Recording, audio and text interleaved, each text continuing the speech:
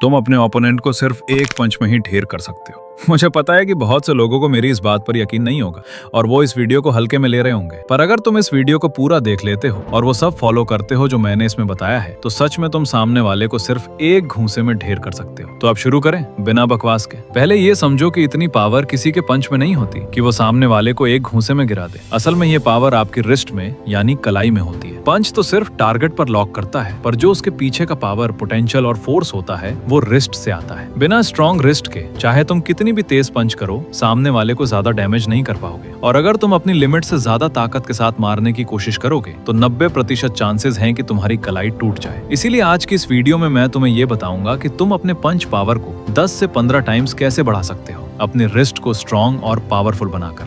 लेकिन आगे जो एक्सरसाइजेस और टेक्निक्स मैं बताऊंगा, उन्हें करने के लिए आपके रिस्ट यानी कलाई में थोड़ी जान होनी चाहिए, ताकि रिस्ट पर एक्सरसाइजेस का नेगेटिव इम्पैक्ट ना हो। ऐसा ना हो कि रिस्ट को स्ट्रॉन्ग करने के चक्कर में आप उसे तोड़ ही लो। इसीलिए एक्सरसाइजेस पर आने से पहले मैं आपको एक वार्म अप रूटीन बता देता हूँ, जिससे आपकी कलाई में जान आ जाएगी।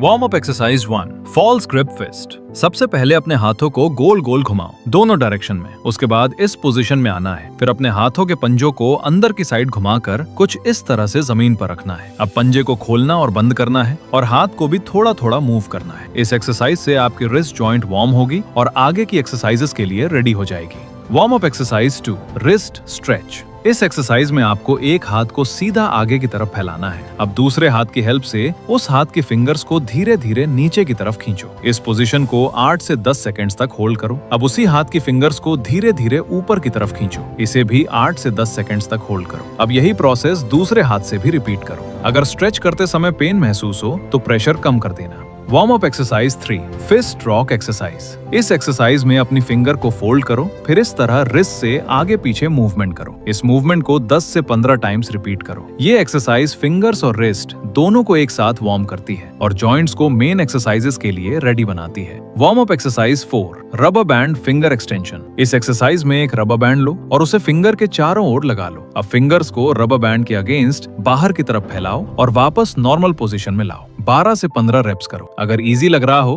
तो डबल रबर बैंड का यूज कर सकते हो। इस रूटीन को 10 से 12 दिन फॉलो करने से आपकी रिस्ट में बेस स्ट्रेंथ आ जाएगी। ये वार्म अप आपकी स्ट्रॉन्ग रिस्ट का फाउंडेशन है। अब वार्म अप के बाद आते हैं मेन एक्सरसाइजेस पर। Exercise number 1, finger curls. इस एक्सरसाइज में आपको एक डंबल लेना है और उसे फिंगर्स के किनारे पर होल्ड करना है, कुछ इस तरीके से। अब डंबल को फिंगर्स की हेल्प से धीरे धीरे ऊपर की तरफ कर्ल करो और फिर कंट्रोल्ड वे में नीचे ले आओ। जिनके पास डंबल नहीं है वो स्कूल बैग का यूज कर सकते हैं और वेट डालकर फिंगर कर्ल्स एक्सरसाइज कर सकते हो। इस एक्सरसाइज से आपके फिंगर्स, ग्रिप स्ट्रेंथ और रिस्ट कंट्रोल इंप्रूव होता है। Exercise number 2, wrist extension and wrist flexion. इस एक्सरसाइज में आपको किसी टेबल या बेड का सहारा लेना है। अपनी फोर आर्म को सपोर्ट पर रखो और रिस्ट को एज से बाहर लटकने दो। अब हाथ में डंबल लेकर पहले रिस्ट को ऊपर की तरफ उठाओ। ऊपर पहुंचकर 1 सेकंड होल्ड करो, फिर धीरे धीरे नीचे लाओ। अब उसी पोजीशन में रिस्ट को नीचे की तरफ मोड़ो। इस एक्सरसाइज को करते समय मूवमेंट स्लो और कंट्रोल रखनी है, झटके से बिल्कुल नहीं करना। अगर डंबल अवेलेबल नहीं है तो यहाँ भी आप ईंट या बॉटल का यूज कर सकते हो।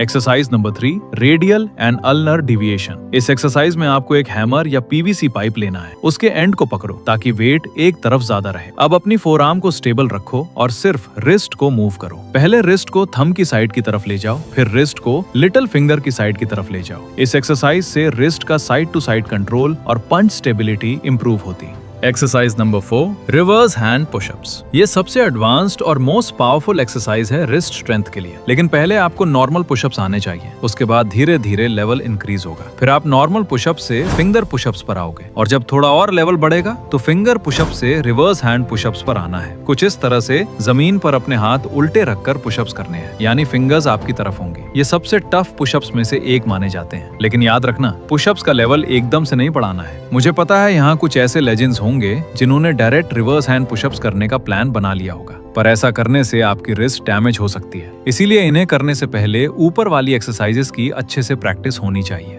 अब सुनो, मैंने आपको जितनी भी एक्सरसाइजेस बताई हैं, उन्हें आपको अपने हिसाब से करना है, क्योंकि सबकी स्ट्रेंथ अलग अलग होती है। जिसकी रिस्ट वीक है उन्हें आराम आराम से करना है। इन एक्सरसाइजेस से आपकी रिस्ट के अंदर सिर्फ 1 महीने में ही चेंज आने लगेगा। लेकिन सबसे पहले वार्म अप एक्सरसाइजेस करनी है। अगर आप डायरेक्ट एक्सरसाइजेस करोगे तो रिस्ट में प्रॉब्लम हो सकती है। हाँ, अगर आपको लगता है कि आपकी रिस्ट में पहले से पावर और पोटेंशियल है और आप डायरेक्ट एक्सरसाइजेस से स्टार्ट करना चाहते हो तो कर सकते हो, कोई प्रॉब्लम नहीं है। इसके साथ ही अगर आपको स्ट्रॉन्ग और डेडली किक चाहिए जिससे ओपोनेंट को सिर्फ एक किक में ही ढेर कर सको तो कमेंट में लिखो ओनली 1 किक। और हाँ, अपोनेंट को अफेक्ट करने के लिए एक पावर पंच ही काफी है, लेकिन खुद को डिफेंड करने के लिए पूरी बॉडी का स्ट्रॉन्ग होना जरूरी है और इसके लिए आपको चाहिए A to Z full body workout plan. Screen पर दिख रही वीडियो पे क्लिक करो, वहीं बात करते हैं।